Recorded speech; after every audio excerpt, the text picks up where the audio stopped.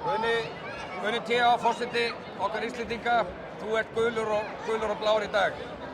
Já, það má segja það. Mér þótti vænt að geta komið hingað og á táknrænan hátt sýnt, bara fyrir hönd okkar allar Íslendinga, Grindvíkingum, að nú stöndum við öll saman og mér þótti líka vænt að sjá og heyra að fólkið úr Grindavík vildi koma saman, finna styrk hvert í öðru og nú þurfum við bara að halda áfram. Það er óvissu ástand, við höfum ekki fast land undir fótum í bókstaflegum og óeiginlegum skilningi og það er erfitt, en Grindvíkingar hafa áður sýnt hvað í þeim býr og þeir mun halda því áfram.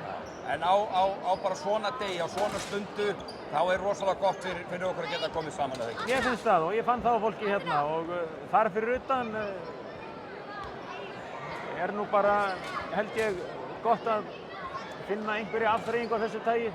Nú svo þurfum við að tryggja allir krakkarnir sem hérna eru, að þau geti öll fundið áfram vettvang til þess að sinna sínum áhugamálum. Það getur verið karfa eða fótbolti eða aðrar íþróttir eða aðrar tómstundir. Ég er svolítið umhugað að við höldum vel utan á þau og ég held að við viljum öll leggja okkar að mörkum í þeim efnum.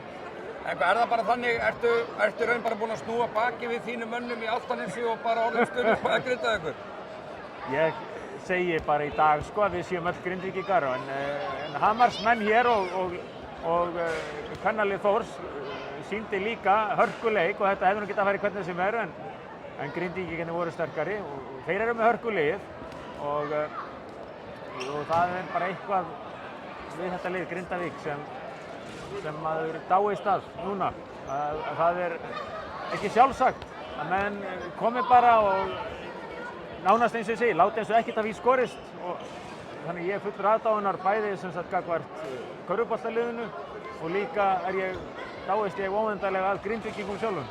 Frábært, takk hérlega fyrir. Takk fyrir.